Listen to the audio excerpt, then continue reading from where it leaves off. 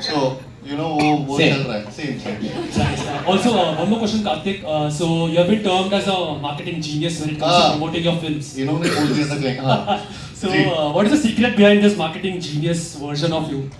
मुझे नहीं पता ये एक्चुअली मैं बस पैशनेटली, चाहे वो फिल्म मेकिंग हो, प्रोसेस हो उसका, अपना सेट पे जिस तरीके से इन्वॉल्वमेंट होता है या फिर अपने डायरेक्टर्स के साथ जितने तरीके से सरेंडर्ड रहता हूँ, मेरी हर चीज़ वो सिर्फ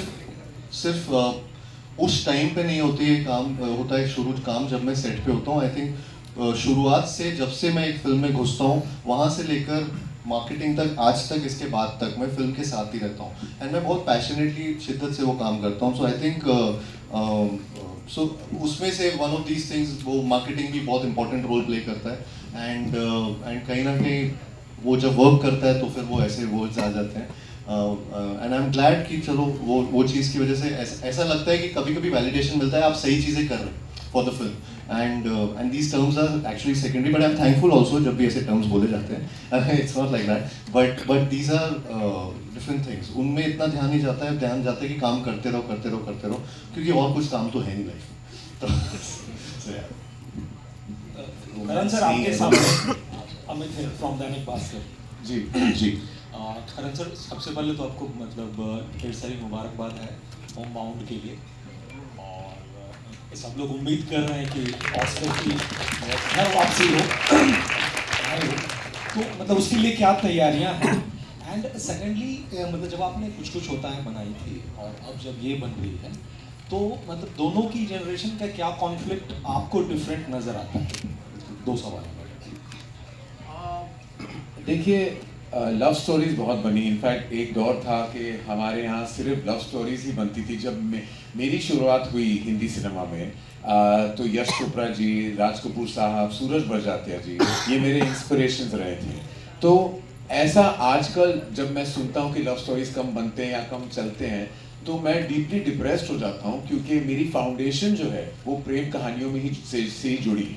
चाहे वो मेरी पहली फिल्म हो, आदित्य चोपड़ा की पहली फिल्म हो, हम सब की जो करियर्स है वो उस प्रेम कहानियाँ से ही शुरू हुई है. हमेशा मुझे लगा है कि दो किस्म के कॉन्फ्लिक्ट्स होते हैं प्रेम कहानियों में. एक इंटरनल होता है, इंटरनल कॉन्फ्लिक्ट जो है, जैसे इम्तियाज़ अली साहब ने बहुत उम्दी तरह दिखाया है अपनी फिल्मों में, internal conflict.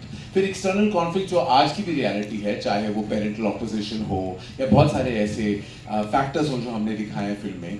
But I think बहुत ज़रूरी ये होता है कि जो भी आप कॉन्फ्लिक्ट दिखाओ, you actually show it with a lot of conviction and belief.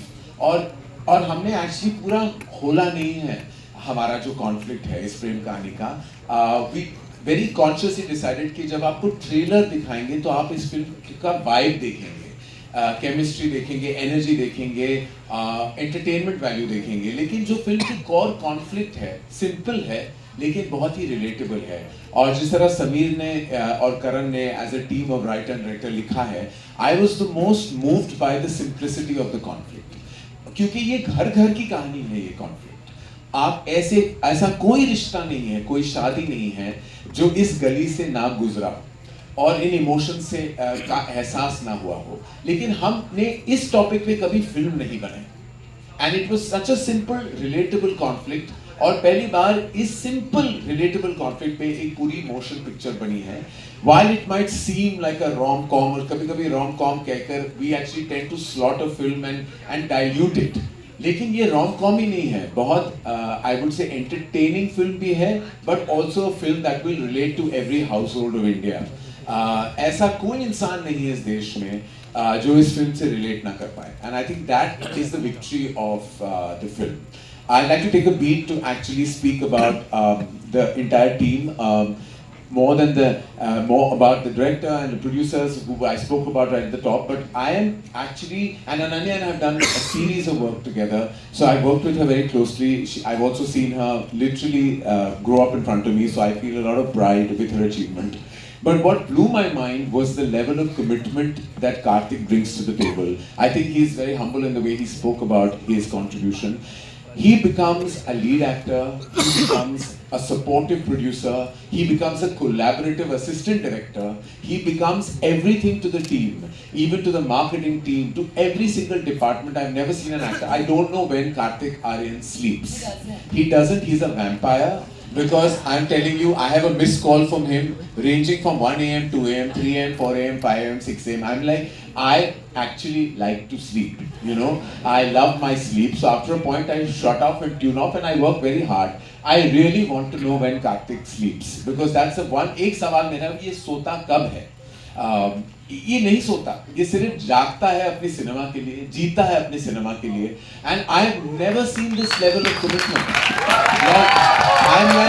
I'm like देखो पिक्चर का जो रिजल्ट कार्ड जो होता है ना, वो ऑफ कोर्स उस फ्राइडे पे पता चल जाता है, and we know, but the journey and the process is as important as the result.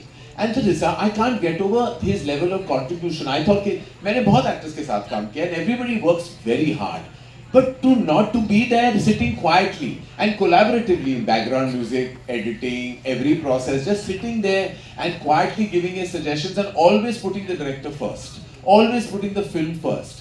I am amazed, like I want to just tell him, and I don't want to, you know, इसकी पीठ पीछे क्या तारीफ करूं, मैं पीठ के आगे तारीफ करना चाहूँगा कि बहुत ही कमाल का बंदा है, and I wish him success because he truly deserves it.